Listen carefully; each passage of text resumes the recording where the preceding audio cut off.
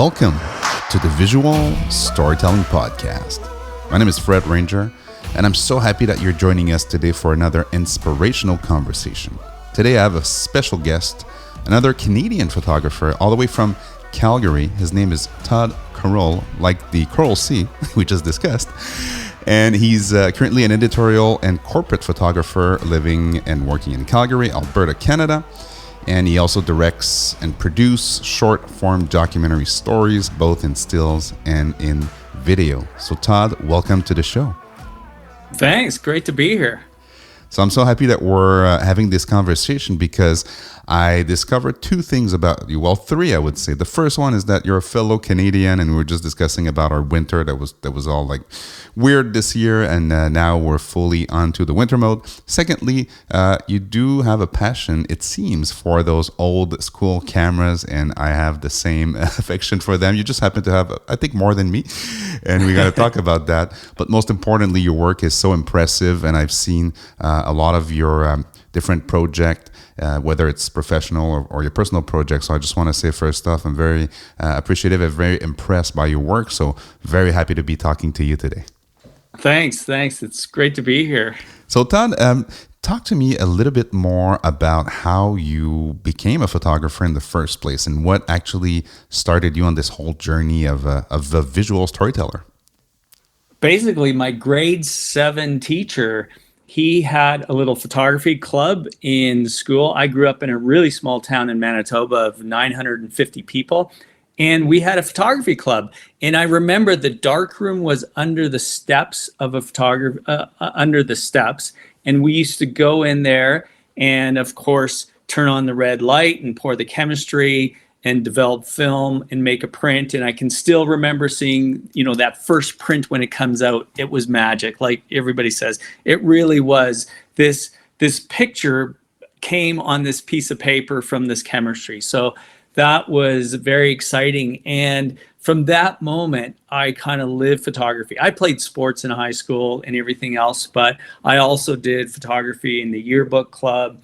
And right after high school, literally, I went to my hometown newspaper and I walked in and I said, "Hey, I'd like to be a photographer for you guys." And they said, "Well, we're really small and we can't really give assignments." And then the wife, it was a husband and wife team, and then the wife said, "Well, we have this gymnastics meet going on this weekend. Do you think you could go and take some photos?" I said, "Yeah, absolutely." And that was literally how I started photography. I walked into my hometown newspaper and I started working for them. And then from there, I went to a bigger weekly newspaper, and then I went to the Winnipeg Free Press, a daily newspaper, and the Saskatoon Star-Phoenix, and I was there for 5 years. And then after that, I quit and I freelanced. But I have been a working photographer for my entire life. Wow, that's even more impressive, having all those years of experience and still, being inspired by this art that we love so much. Speaking of which, so how would you say all those years of photography have what did it taught you? Like what's the one lesson after? So how many years have you been shooting now? Oh man, like over 30, 35, I guess, or something. I mean, it seems like a huge number. And, when you're younger, you look at a number like that and that's so long, but it doesn't seem that long. I think the one thing, I tell you, the one thing that photography has given me, it has kind of given me an education that people get when you go to university. For me, my education was getting to go and do stories on different things, different events, meet different people. And every time I learned something from those people or from those events. And it was just, photography, editorial photography is the biggest and kind of best education you can have for learning all kinds of things of life and different aspects of life. That's so true. A lot of photographers, when they come on this show, there's a common thread, right? So they literally, some of them discovered themselves through photography or how good of a storyteller they were, or some of them actually didn't know they could connect with people, but through the art of photography, you don't have a choice, right? Because you want to capture a story, you want to capture a moment. So if you're not good with first getting access to what you want to shoot, and secondly being able to get in contact with people, you have to develop those skills. So I like what you're saying there, that it's a whole education that you got through the lens, I would say, of all those years.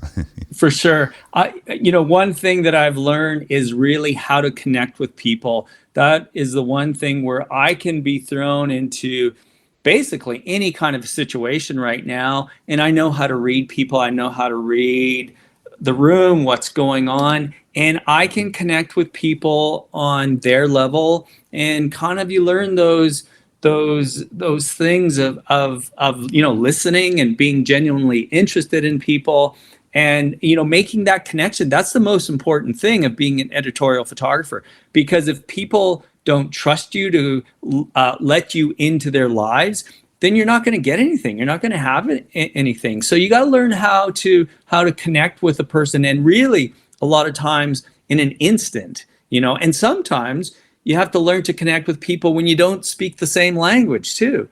And, I've traveled the world, and I'll go into different places and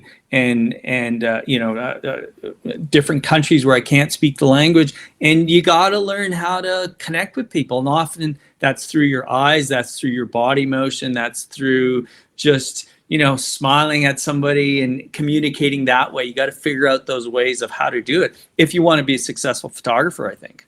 Which is a notion that I think has, I don't know if it had evolved or anything like that, but it's definitely morphed into something more blurry, right? What does it mean for you, Todd, being a successful photographer? Because I'm sure back then when you were working at those newspapers and so on, and today where you see everything that's happening on social media and so on, the lines are a bit more blurry, I feel, today. Do you feel the same way? Oh, for sure. Yeah, no question. And, for me, being successful in taking a photograph is meeting someone, getting to know a little bit about them, even if it's just a little thing, and having a conversation that I end up getting to take their photograph. I don't want to be the photographer that takes somebody's photograph across the street with a telephoto lens and, or sneaks a photograph. And, the street photography scene right now is alive and very vibrant, and I have nothing against that. I used to do a lot of street photography, but I'm kind of at the point in my life where I want to connect with people. I don't want to just take a photograph and leave. If I'm taking someone's photograph, they know I'm taking their picture. And sometimes we might not even discuss, but they know I'm taking their picture, and they know I'm there, and they've accepted me.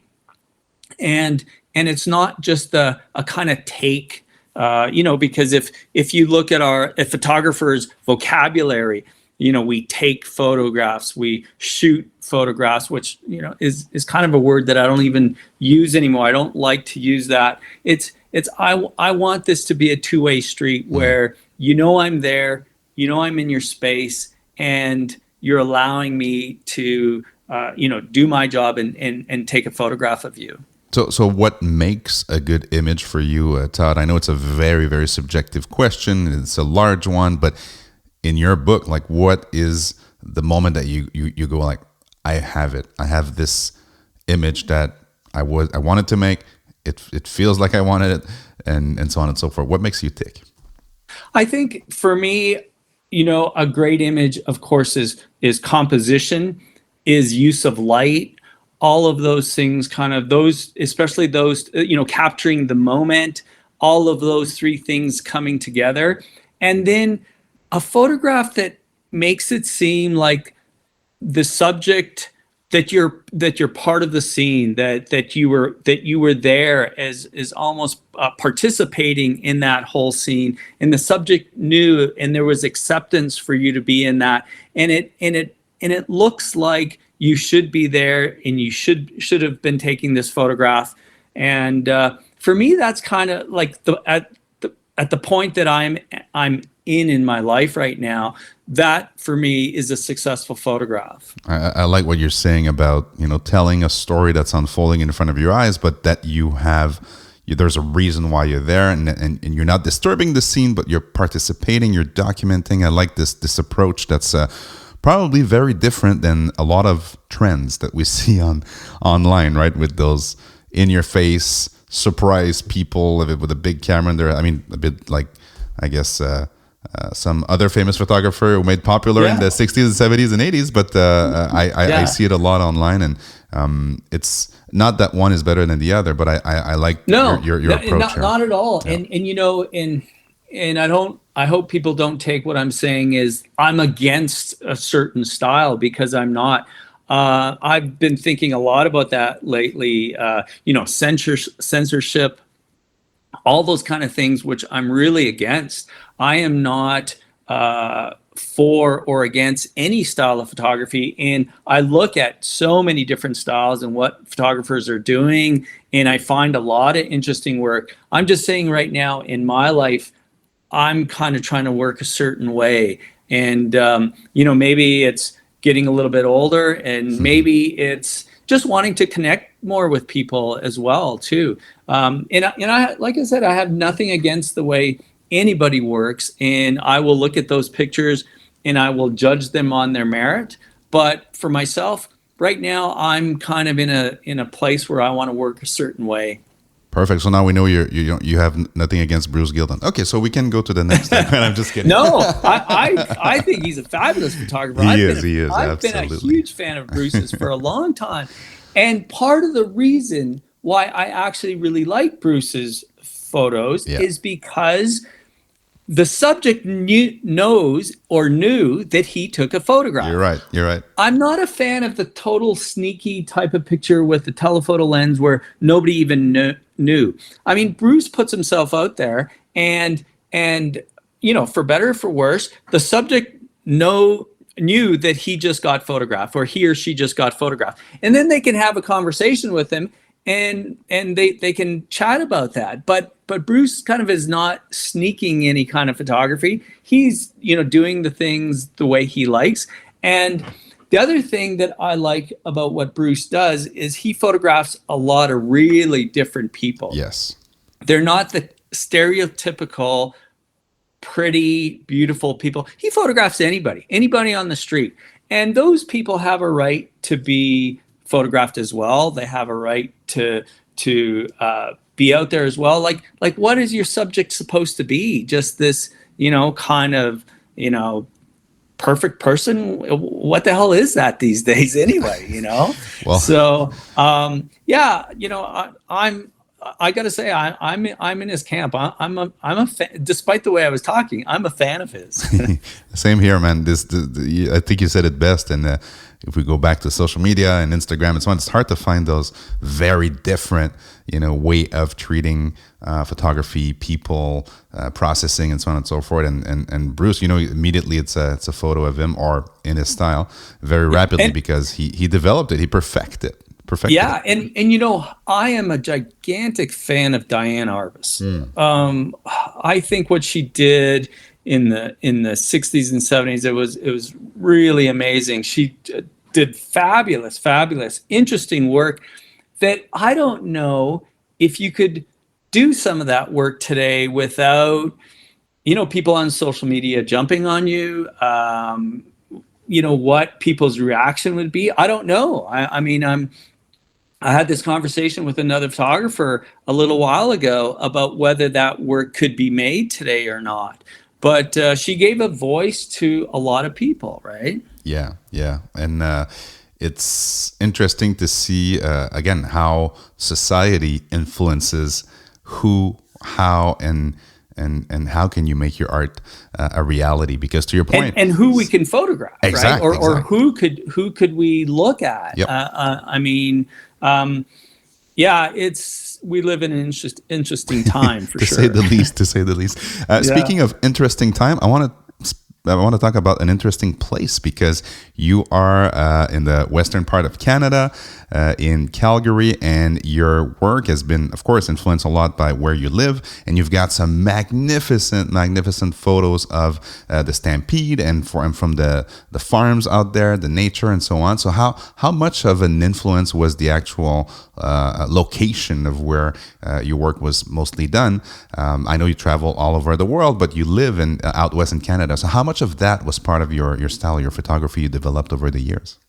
Oh, huge, huge. I remember the first time I came out west, and God, I just fell in love with this place. I mean, the landscape was amazing. I've always been a huge, huge fan of the prairies, of the grasslands, but then from the grasslands grow these big rocky mountains. They just jut up, and it's breathtaking when you see it for the first time. I mean, it really is. And I remember taking a photograph one time and posting it on Instagram, and I my caption was this picture in the middle of nowhere or whatever, which I felt really akin to. And somebody wrote back, "Oh, it's not nowhere. It's this is somebody's home, and like you guys you're stealing our culture going into small towns and stuff." And then I wrote back, "Hey, I come from a town of 950 people. My grandfather was a rancher. My father was a farmer. I came from the middle of nowhere. Don't tell me what the middle of nowhere is. This is out here what I photograph on a daily basis. These ranchers, these cowboys, these farmers. This is who I am. This is where I'm from. This is where my sister and brother-in-law farm a big farm in Saskatchewan. Nice. I married a woman. Her dad was a farmer. I mean, like I have photographed basically where I live and who I am my entire life, and I continue to do that. And I love doing that. These are. I go to rodeos all the time. I go to bull ridings.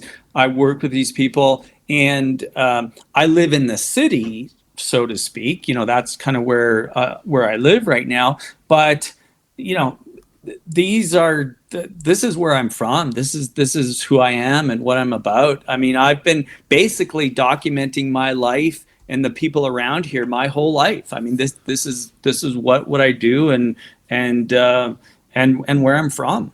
Yeah, and it shows in your photography, and I just love. I mean, I'm from the east part of Canada. I'm from Montreal, so don't have necessarily access to the same landscapes and so on, and the same stories. We have our own very interesting, things to photograph here out east. But it's always on my list to go do the prairies and all these locations that I've never really been. I mean, I've been to Calgary and so on, but to stay there multiple weeks, to really feel the people and feel the culture there, and to document it, I think it's a privilege to be able to walk around the country, or the globe for that matter, with our little cameras and just capture those magnificent moments that will never come back in time when you think about it. You have that fraction of a second you put on film or on that sensor, and that's just a moment that happened right there, right now, and then it's gone. It's very powerful in a way.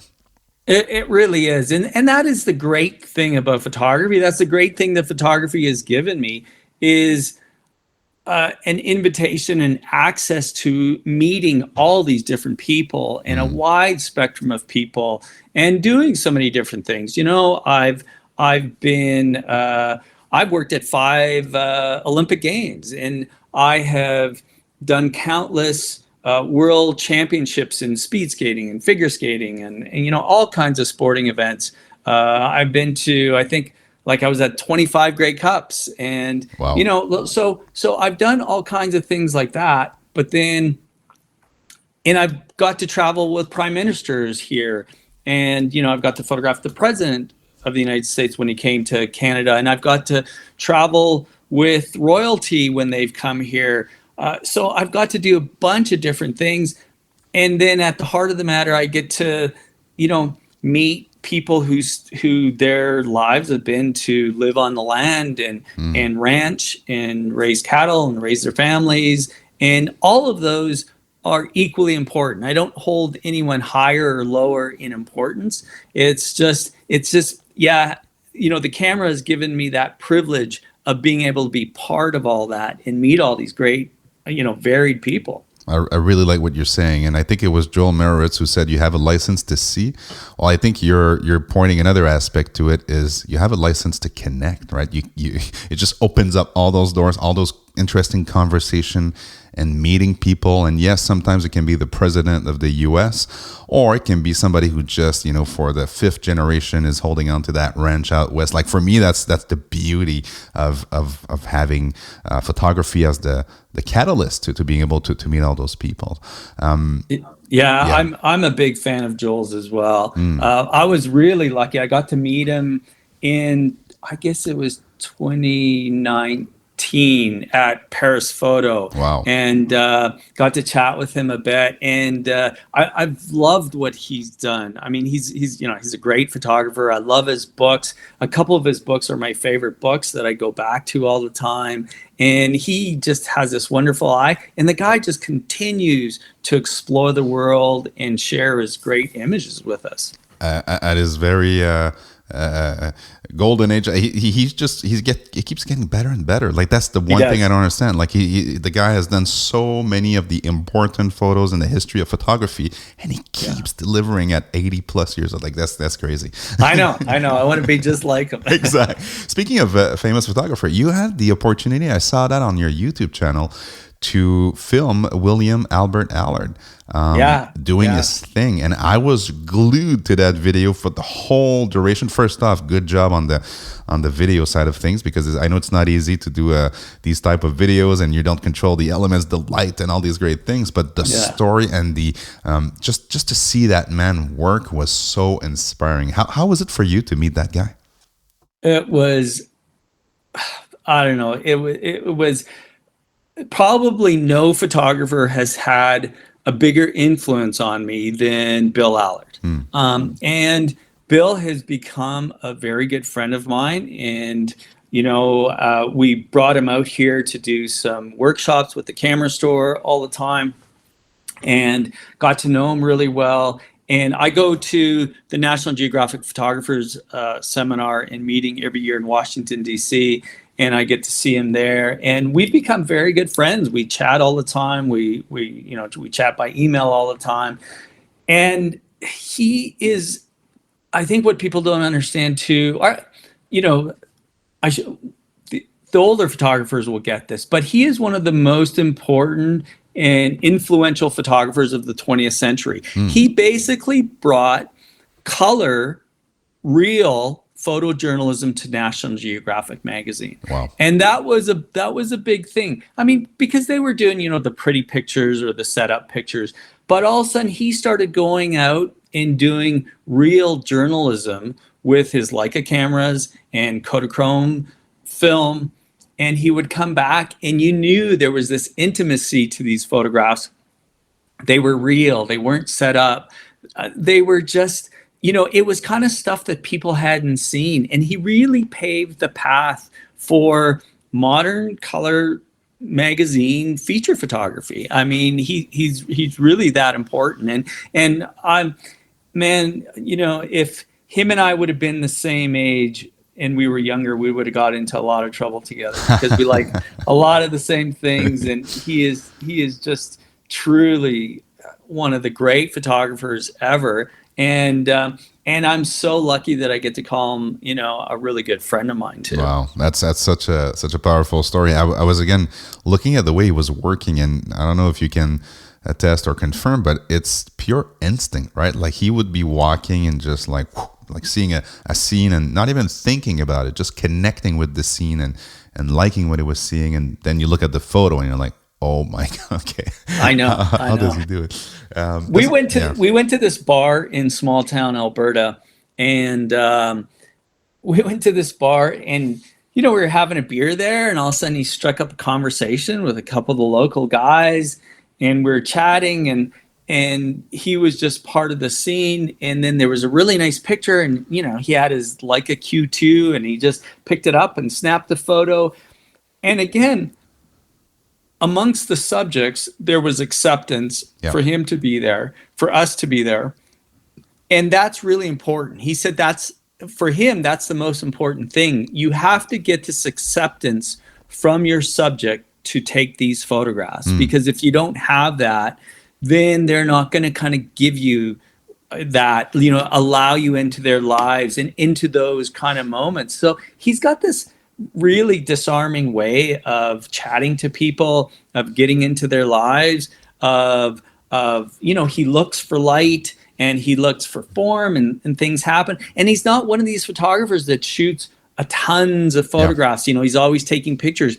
He's very much, he works himself into a situation. He allows things to unfold in front of him, and then he starts taking photographs. It's really a great way to watch somebody work. Todd, this is very different than what we're seeing on YouTube with those street photographers just bang, bang, bang everywhere, and just trying to get as much as they can. And and I get it. It's they're shooting a lot and seeing what they can, what transpires or what can happen. And that's one way of doing it. And, I know some other professional photographers, they do kind of the same thing. They go on assignment and they take tons and tons of photographs. They're always taking photographs and then seeing what works later on in the edit, where I'm a big fan of the photographers that kind of work themselves into a situation and then, let things unfold, and then they start taking those photographs and they really resonate with you. It does definitely resonates with me right now, because that's one of my main goals for moving forward for me as a photographer. I was that photographer that you just mentioned that was trying to get the shot. I need every angle. I need a close-up. I need a wide angle. And I was not necessarily connecting with the scene. I was trying to get every angle of the scene, or every light, the way the light was hitting. And I learned a lot through that process. So that's a very good learning curve.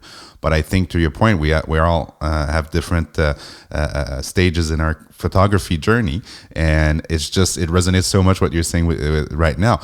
I will bring you to, this is not a gear show, but I always like to talk about the tools we use to create those beautiful visual stories. And I think you and I have a similar affection for these little guys. You did mention that Bill also uses a Leica. So again, I don't want to talk about specs, but I want to talk about the camera itself. So this is I'm showing for those who are not seeing this, my M10R on screen. I think you have an M10R too, Todd, if I'm not mistaken. There you go. I have an M10. Not M10. An R, okay.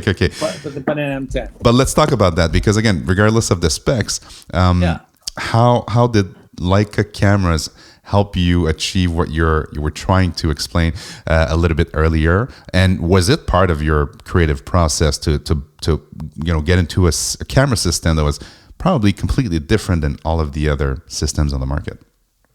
Well, I gotta admit, when I was a younger photographer, and this is part of the reason why Leica or Canon or Sony or Nikon, they get these influencers now they put cameras in their hands and they do a YouTube video about them, and everybody sings their praises, and hopefully people will buy them. Yeah. Well, I was starting photography, of course, before the internet, where the only thing you could get was American Photography magazine and Popular Photography and those. So you saw the ads, and I got to admit, I bought a Leica camera because Bill Allard was using one, because Sam Abel was using one, because Vince Musi was using one. Like all these photographers that worked at National Geographic, and pre that, Henri Cartier-Bresson, Joseph Kudelka, all of these guys use Leica cameras.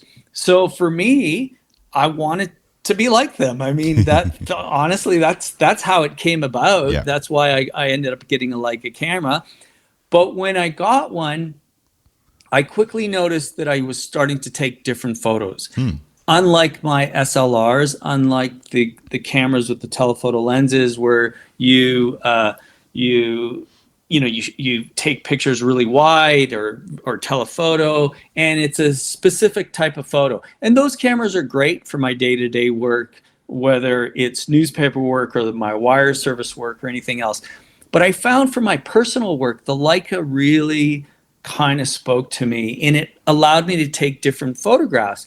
And with a lot of the cowboy stuff, a lot of my best cowboy stuff is all on Leica, and it's all on 35 millimeter lens, because I never took anything else. I was riding horses with these people, and I would take a camera and I would strap it around my body, and I didn't have room for any other lenses. So I just kind of had to work with the lens that I had, which was always a 35 millimeter lens.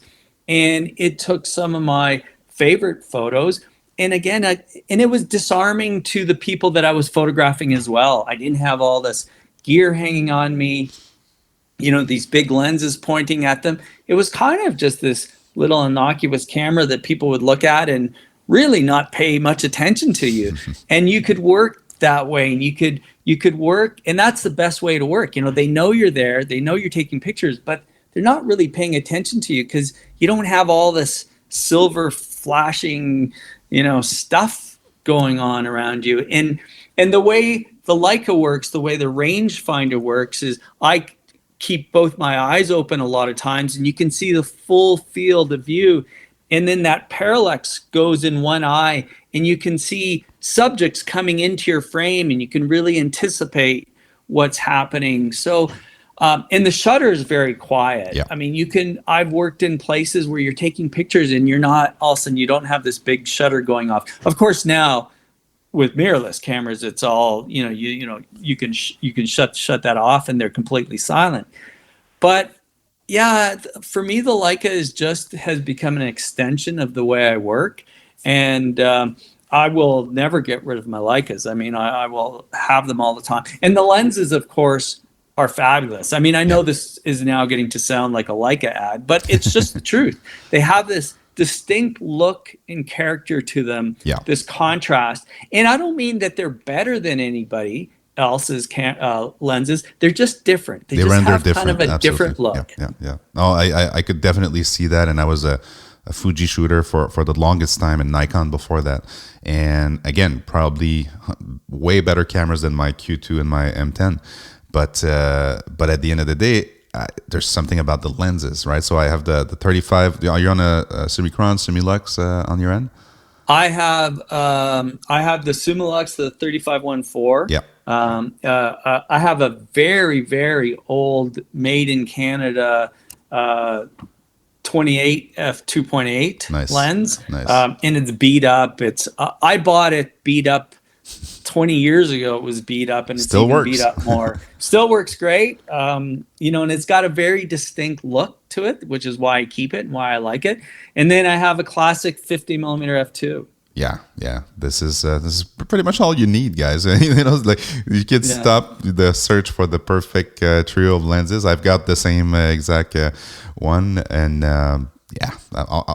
unless you're doing, I don't know, wildlife photography or sports, to your point where you do need that telephoto lens. But if not, documenting stories and visual stories, that's pretty much all you need.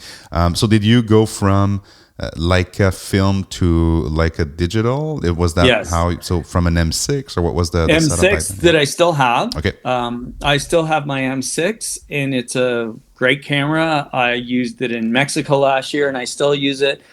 You know what the interesting thing is too is we were having this conversation. Bill Allard took this photograph of these two girls walking down this road in Spain, in Basque Country. And there's a little bit of motion to them. They were kind of skipping along, and it was just the sun had set. He told me about what had happened. He said the sun had set. There was very, very little light. It was on the edge light, and he remembers taking 2 frames. And this was, of course, with Kodachrome, wide open, and probably he thinks like at a 15th of a second or 1/8 of a second. Trying to not move. One picture was completely unusable. It was like way too much motion. But the other picture was perfect. And there was a little bit of movement in these two girls. And that's kind of what made it dreamy and beautiful.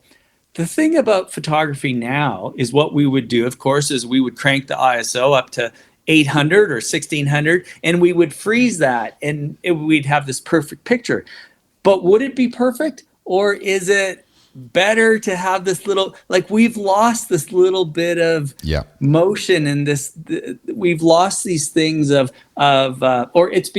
everything has become so perfect. We've lost these little things that give these pictures life, Honestly, you just described why I love film, and I also happen to have an M6. So I guess this is my whole. I will, to your point, same as you. I will never get rid of those cameras. I mean, never say never, but that it would take a lot to get me away from them. And most importantly, to your point, some of my favorite photos, including my photos and photos from others, they're usually they're not that sharp, to be honest. But to your point, the motion, the emotion, and the motion or the feel that you get while looking at it, we see so many perfect pictures in a day, whether it's an ad or in a magazine and so on. That when you see a more gritty photo, one that's more on the feel, you're like, wow, okay, I'm attracted to it because I guess we're humans and we like to feel stuff when we look at stuff, not just say, oh, this is brilliantly perfect and all the little pixels are the right place. So that's, digital is so good now. I mean, it's just clinical, and that I think that is it's great if you're doing product photography or corporate photography or advertising photography, but I think we're losing a little bit of those imperfections that kind of added to the emotion of the images, because when it's so perfect and so clinical, it on some levels it starts to look a little fake. Yeah, I agree. And is that how your love for large format began also, or and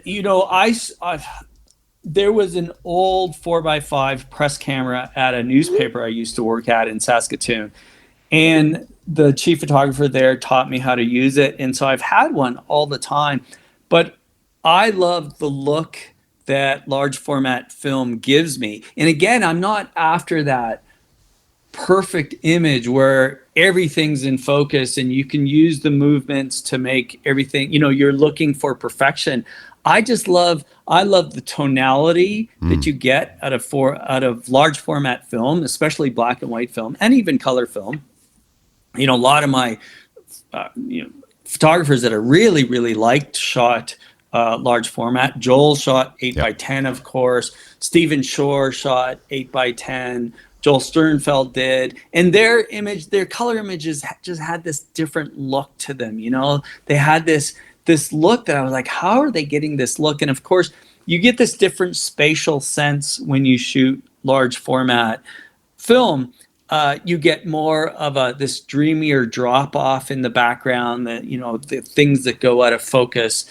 And so that was my attraction. And again, I'm not looking for that perfection. I'm just looking for that little bit of a different look. And film, large format film really gives that to me, especially on portraits too. Yeah, and if people are interested, Todd, you have a very interesting YouTube channel where you do share your experiences with large format and cameras and how you process it and so on. So it's very interesting that you decided to go and share all of this knowledge that you've accumulated over the years. Well, it was funny. YouTube is a funny beast, as you probably know. And I started it as kind of a COVID project where a friend of mine who does YouTube, he says, listen, he said, you should really do a photography YouTube channel, but do it on large format and film. And I was like, nobody wants to watch me go on. I said, there's enough YouTubers. I said, nobody wants to watch me go on YouTube and do this. So he was really after me, and I tried it. I actually went out, and I remember the very first video that I tried to shoot that I didn't publish. And in it, I had my GoPro set up on the dash, and it was filming me, and CBC radio was on. I remember this. And there was somebody talking about this new kind of cold disease coming, and they said, people don't have to worry, they're overreacting, it's going to be nothing. Of course, it was COVID, which would happen. And I have that recorded. But I tried to do this video, and I brought it back, and I was totally not happy with it. I said, no, I was just convinced nobody was going to watch me. So then I did another one, and I actually put it out there, and people started watching it. I got a good little reaction. So I did another one, and every time I would do one, I would get a bunch of new subscribers, and people who were watching it seemed to be watching the whole thing, and I was getting some really great notes from people, really great messages, and I couldn't believe it. And my wife's a school teacher, and she was going to me, dude, like my kids want to be YouTubers. Like, what are you doing? And but anyway, I kind of kept doing it, and now my channel has really grown. And at this point, I've only been doing YouTube for a couple of years, and I got 15,000 followers, and it keeps growing every single month. And last summer I didn't do very much work at it because I was busy. I'm a full-time working photographer. Yeah, you're not a YouTuber. So, yeah, I work doing photography nonstop, and also editing video and shooting video. So I'm quite busy. So sometimes YouTube gets left behind. But the interesting thing that YouTube has given me, and I really, I really, really like YouTube for this, is that, again, it's kind of given me this purpose to go out to explore different parts of the country, explore different countries, explore different people's lives. I just got back from Thailand, did a YouTube video there.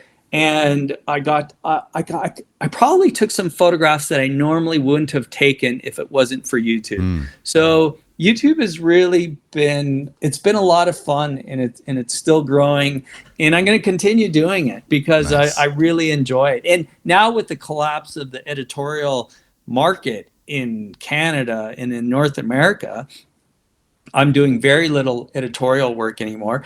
It's a great way for me to go out and produce these things, and so I'm having a lot of fun at YouTube. Nice. Well, please continue sharing those videos. I find them very interesting, and I'm sure that a lot of our listeners will find a lot of value in them. I will put the link in the show notes so people can actually go visit all the great content that you have up there. Perfect. Thanks. So Todd, we're approaching the end of the show, but one question that's burning right now is, where do you get your inspiration? Because you are an inspiration for others, but where does Todd go to keep inspired after, again, all those years? Well, I mean, still from a lot of photographers. I'm obviously a little bit more old school, right? A lot of books. There's a lot of great photography books being produced now by all kinds of photographers, from what I would call older masters to a lot of young people are producing some really interesting work too. YouTube's a huge inspiration for me. There's some interesting things on there. Websites, of course, film, watching movies, those kind of things, and just kind of my own interest. I'm at a point in my life where I'm still really interested in things, and I love learning, and I'm interested in other cultures. My wife and I were planning a trip to Vietnam and Cambodia next because we really want to go there. We want to explore the country and explore the people. I think the world would be a lot better place if people traveled more and actually met other people, even in Canada. I agree. Canada would be a lot better country if it was forced that Westerners had to go to Quebec and had to go to the East Coast, and you guys had to come out here for a while. We would understand each other a lot better. And I think for me, it's just a matter of keeping going and discovering the world and discovering people. I get really excited about that. Well, what a nice, inspirational way to finish the show. Everybody, please travel, connect, document, take photos. They can be good, bad, who cares? At the end of the day, it's a journey. So thank you so much, Todd, for being part of this first episode of 2024, actually. So that's interesting fact. So you'll be the first guest of 2024, the first of many. If you guys liked our conversation, please don't hesitate to ask us questions. I will put Todd's Instagram, website, and very good YouTube channel in the show notes. If you like the podcast, please give it a 5-star review on any of the listening platform that you use. And Todd, again, I want to thank you so much for your participation to the podcast today. Oh, it's a pleasure. It was great to be on with you. Have a great one.